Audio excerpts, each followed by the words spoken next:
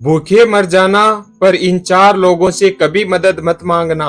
एक समय की बात है, किसी जंगल में एक बार सूखा पड़ गया और उस जंगल में बारिश के मौसम में भी पूरे साल में बारिश नहीं हुई।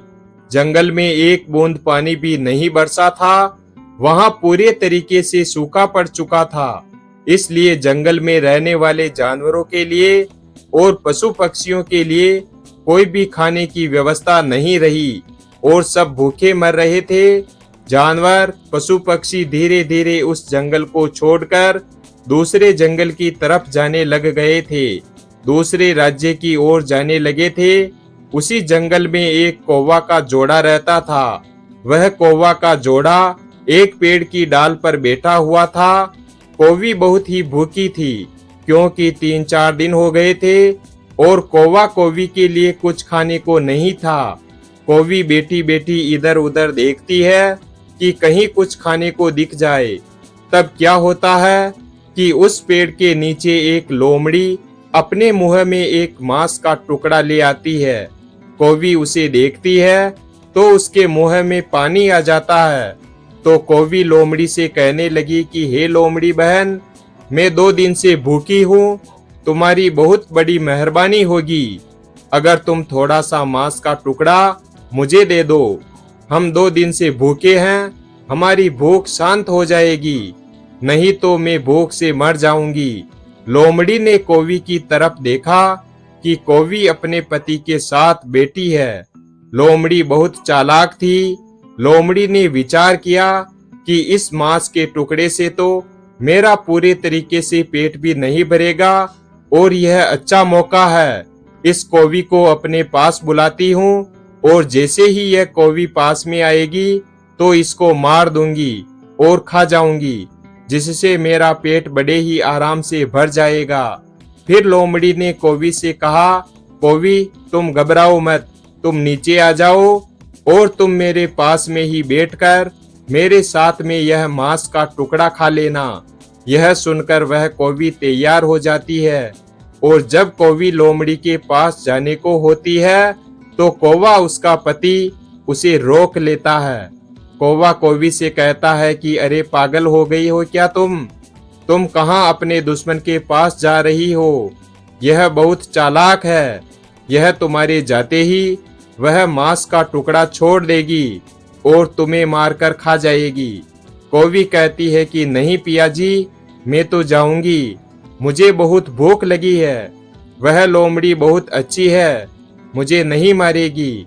उसने मुझे साथ में बैठकर मांस का टुकड़ा खाने के लिए बुलाया है।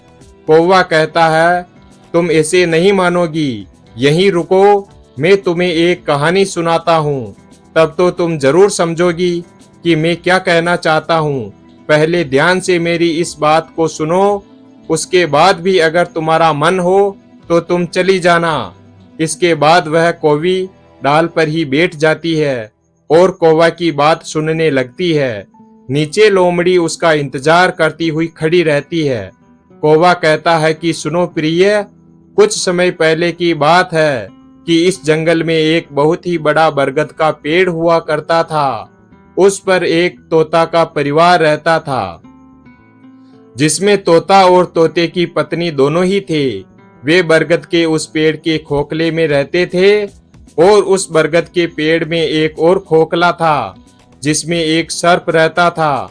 इधर वह तोते की पत्नी तोती जो भी अंडे दिया करती थी, तो वह सर्प उन अंडों को खा जाया करता था और कभी कभी तो अंडों में से निकले हुए तोते के बच्चों को भी खा जाया करता था।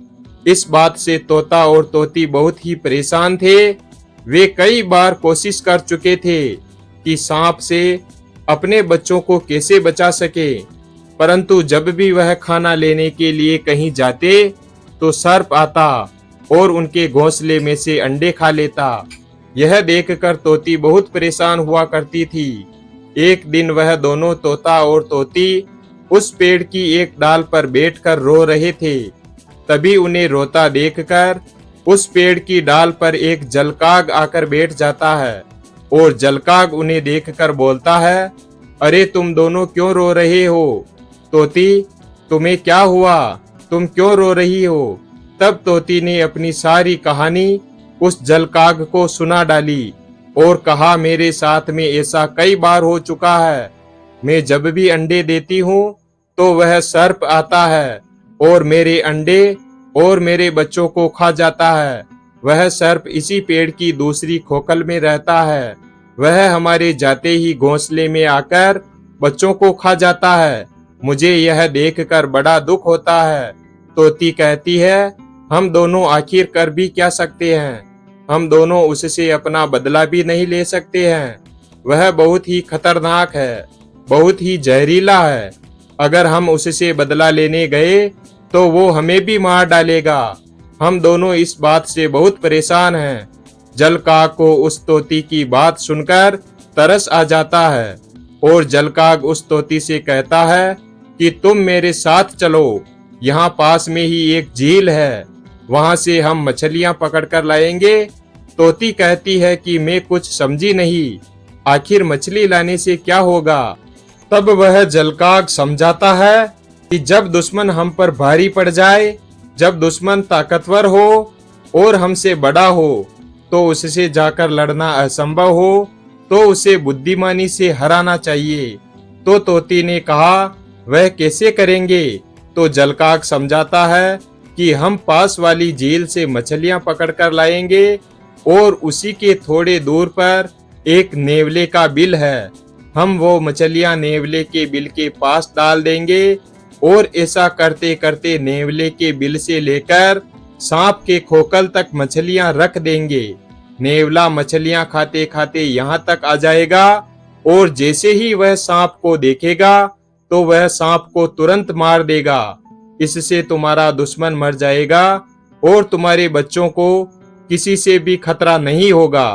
तोती ने जब जलकाग की यह बात सुनी तो उसे पूरा भरोसा हो गया कि इस तरीके से उसका दुश्मन खत्म हो सकता है। तोती बिना समय बर्बाद किए अपने पति तोता को लेकर जलकाग के साथ झील की तरफ जाती है और वहां से वे तीनों मछलियां पकड़कर नेवले के बिल के पास से रखना शुरू कर देते हैं और आखिरी मछली सांप के खोखल के पास छोड़ देते हैं। इसके बाद पेड़ के ऊपर जाकर बैठ जाते हैं और इंतजार करते हैं कि कब नेवला बाहर आएगा और मछलियों को खाते खाते सांप के बिल तक पहुंच जाएगा। उधर जब नेवला अपने बिल से बाहर निकला तो उसने अपने बिल के बाहर एक मछली पड़ी हुई देखी। तो वह मछली को देखते ही बहुत खुश हो गया और भगवान का शुक्रिया अदा करने लगा और वह कहने लगा कि हे प्रभु, आपका बहुत बहुत धन्यवाद कि आपने भोजन मेरे घर तक भेज दिया। वह नेवला उस मछली को बड़े ही आराम से खा जाता है और उसके बाद जैसे ही नेवला और आगे बढ़ता है तो उसे एक और मछली मिलती है। वह उस मछली को भी खा जाता है। ऐसे ही खाते खाते नेवला आखिरी मछली तक पहुंच जाता है जो कि सर्प के बिल के बाहर रखी हुई थी। वह नेवला सोचता है कि यह जरूर किसी की साजिश है, किसी ने जानबूझकर मछलियों का जाल बिछाया है। मैं थोड़ी देर यहीं पर बैठता हूँ और देखता हूँ कि यह किसकी साजिश है। वह नेवला सर्प के बिल के बाहर ही बैठा रहता है और इंतजार करता है कि यह बिल किसका है, किसने मुझे जाल में फंसाया है। तभी वह देखता है कि बिल में से एक सर्प बाहर आ रहा है।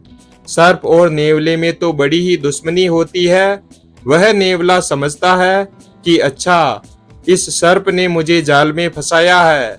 इसके बाद सर्प और नेवले में भयंकर लड़ाई होती है और अंत में नेवला उस सर्प को मार डालता है और खा जाता है। यह देखकर तोती बड़ी खुश होती है और चिल्लाने लगती है, धन्यवाद नेवला, आपने मेरे दुश्मन को मार डाला।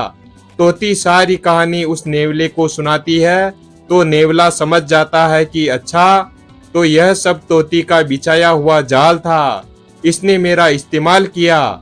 वह तोती से कहता है कि वहीं से धन्यवाद दोगी क्या, नीचे आकर धन्यवाद दो।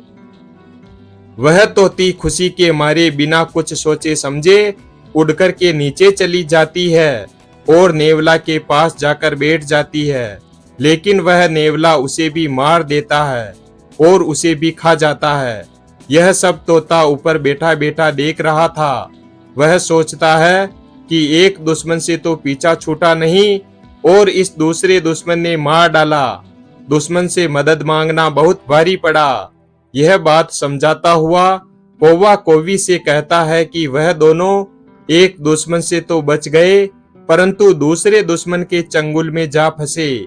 वह तोती दुश्मन से मदद मांगने के चक्कर में मारी गई। उसने दुश्मन पर भरोसा कर लिया। वह भूल गई थी कि नेवला दुश्मन है, यह हमको छोड़ेगा नहीं। इसलिए कौवी, तुम नीचे ना जाओ, यह लोमड़ी हमारी दुश्मन है, यह जरूर तुमको मार डालेगी।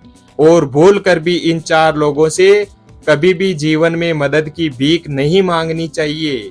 कौवी ने पूछा, वे कौन से 4 लोग हैं जिनसे हमें कभी भी मदद नहीं मांगनी चाहिए? तो कौवा समझाता है कि पहला आदमी वह है जो अपना दुश्मन है। अगर दुश्मन से आप मदद मांगने के लिए जाएंगे तो वह दुश्मन आपकी मदद नहीं करेगा, उल्टा आप पर मौका देखकर वार कर देगा। वह आपको कुछ न कुछ नुकसान जरूर पहुंचाएगा और आपको मार भी देगा। इसलिए दुश्मन से मदद की भीख नहीं मांगनी चाहिए। दूसरा आदमी अभिमानी, घमंडी आदमी से भी कभी मदद नहीं मांगनी चाहिए, क्योंकि अगर आप अभिमानी व्यक्ति के पास मदद मांगने गए तो वह आपका अपमान कर देगा और आपको शर्मिंदा कर देगा। तीसरा आदमी जिसके पास आपको मदद के लिए कभी भी नहीं जाना चाहिए, वह है कपटी आदमी, क्योंकि जो कपटी आदमी होते हैं वह हमेशा कपट करते हैं। आपकी मदद नहीं करेंगे, लेकिन वो अपने कपट से आपको कहीं ना कहीं जरूर फंसा देंगे। आपसे अपना काम करवा लेंगे और आपको छोड़ देंगे, जिससे तुम्हारा बहुत बड़ा नुकसान हो जाएगा और तुम्हें पता भी नहीं चलेगा। इसलिए कपटी आदमी से भी मदद मांगने कभी नहीं जाना चाहिए। चौथा आदमी नशेबाज, जो आदमी नशा करता है वह खुद तो मरेगा ही मरेगा, साथ में आपको भी ले डूबेगा। वह खुद होश में नहीं रहता है तो वह आपकी क्या मदद करेगा। नशेबाज आदमी से मदद मांगने से अच्छा तो आप भूखे मर जाएं। कौवा कहता है, चाहे भूखे मर जाना, परंतु इन 4 आदमियों से कभी भी मदद मत मांगना। पहला आपका दुश्मन, दूसरा अभिमानी व्यक्ति, और तीसरा कपटी आदमी, और चौथा नशेबाज आदमी। कौवे की यह बात सुनकर कौवी समझ जाती है कि मेरा पति कौवा सच बोल रहा है। वह नीचे नहीं जाती है और यह देखकर लोमड़ी वहां से चली जाती है। वीडियो अगर पसंद आया हो तो वीडियो को लाइक और हमारे चैनल शिव भक्त को सब्सक्राइब करें और अपने दोस्तों के साथ शेयर करें। धन्यवाद।